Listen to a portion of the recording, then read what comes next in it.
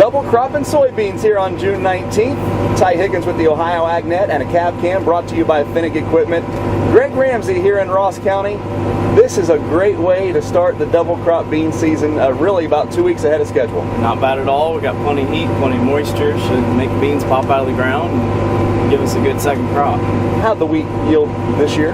The wheat's done pretty well. We thought we might have some issues with some scab, so we had a concern about that. I don't think it was as big of a problem, at least not yet, but that's something to keep an eye on. So I think they're going to be a little above average this year. Seems like every year in Ohio, the main word is variability. And as I drove down here from central Ohio through Pickaway County and Ross County, you saw 6 foot tall corn, and you saw some wavy corn, and corn just getting started really kind of all over the board here. That's right, that's right. And it's all about missing the rains. We've been pretty fortunate. We've everybody else got 6 inches at a time. We've been getting maybe 1 or 2. But we've been getting regular rains enough that most of our corn is in that 6 foot range right now. So we're pretty happy with where we are in June. You might not recognize the last name Ramsey as far as seed goes, but you know the family name Heiser, and that's what Greg's a part of. And seed business in this part of the state, that's a pretty recognizable name. So I saw the truck there and thought you were just borrowing it, but that's yours. It is. That's ours. I'm 4th generation of Heiser seeds, and we're a small producer here in southern Ohio, selling corn, beans, wheat, and we've added barley to the lineup as well. So I'm just trying to follow in the footsteps of my dad Tom and my granddad Jim Heiser, and if I can be half as successful as those guys, I think I've done all right.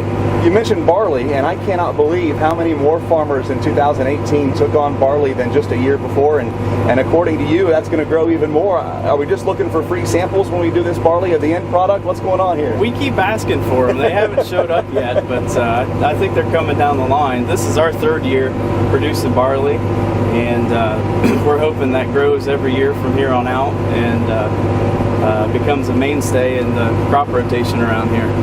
Really an alternative to wheat, but they're very similar. Very similar. Similar plant dates, similar harvest dates. Barley's usually a little bit earlier, but as far as agronomic-wise, you're treating them very similar, same production from one to the other. Advantage as far as double cropping beans as well. They're done a little bit earlier here in the late part of spring, and they're able to get these beans in and give them a little bit of a head start. Typically, the last 2 years we've had somewhere between 5 to 7 days between when our barley was harvested and when the wheat was harvested. This year with the rains, some of the late rains we had, we actually went straight from our barley fields to the wheat fields this year. So it's not going to be as much of an advantage this year, but still there's that potential from year to year. Greg Ramsey here in Ross County, just outside of Clarksburg. Appreciate you taking time for me, and thanks for the ride. That's a pleasure. Thank you. For the Ohio AgNet, I'm Ty Higgins. We'll see you down the road. Thank you for watching the spring edition of the Cab Cam, brought to you by Finnig Equipment. I'm Gary Finnig, and here today we're showing you some equipment that we purchased from Salford. It's the Salford Pathfinder that it pulls behind your implement. So this particular piece of equipment can be used for cover crop or dry fertilizer, putting it behind the strip till unit or behind a vertical tillage tool. So there's a lot of things that we can do with this piece of equipment. It holds 6 tons of product. It has a blower system on the back end of it, and we have different various meters that we can put underneath this tank depending on how many runs you want to have. Here is our baby Valmar. It's our smallest Valmar that we offer in a poly hopper.